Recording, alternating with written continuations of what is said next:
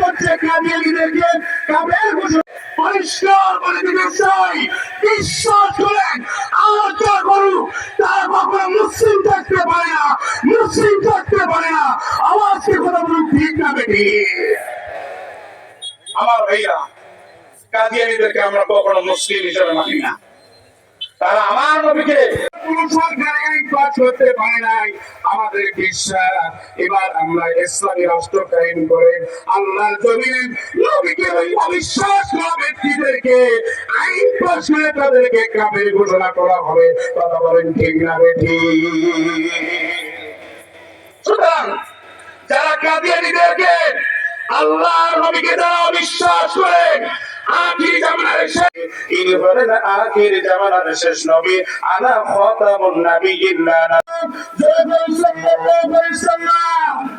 আমার ভাইরা, এই বাংলাদেশে মুসলমানরা বারবার একটা দাবি করছে,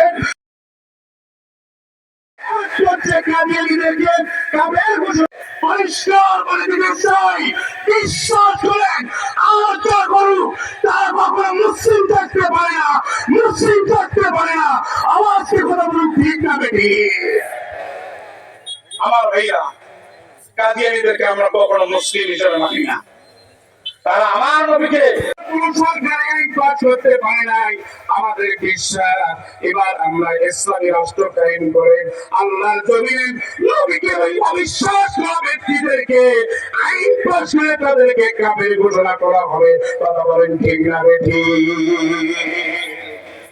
সুতরাং যারা কাদিয়ানীদেরকে আল্লাহর নবীকে যারা অবিশ্বাস করে আখির জামানার শেষ, ইনি হলেন আখির জামানার শেষ নবী, আনা খাতামুন নাবিয়্যিন।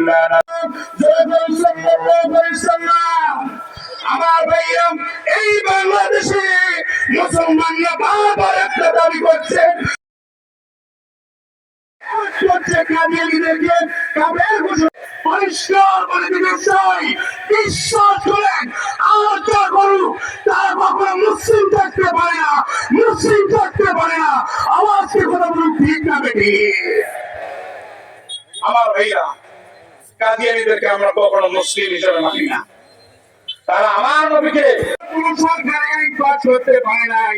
আমাদের বিশ্বাস এবার আমরা ইসলামী রাষ্ট্র কায়েম করে আল্লাহর জমিনে নবীকে অবিশ্বাস করা ব্যক্তিদেরকে আইন পাশ করে তাদেরকে কাফের ঘোষণা করা হবে। কথা বলেন ঠিক না বেঠি? সুতরাং যারা কাদিয়ানীদেরকে আল্লাহর নবীকে যারা অবিশ্বাস করে আখির জামানার শেষ, ইনি হলেন আখির জামানার শেষ নবী, আনা খাতামুন নাবিয়্যিন। আমার ভাইরা, এই বাংলাদেশে মুসলমানরা বারবার একটা দাবি করছে,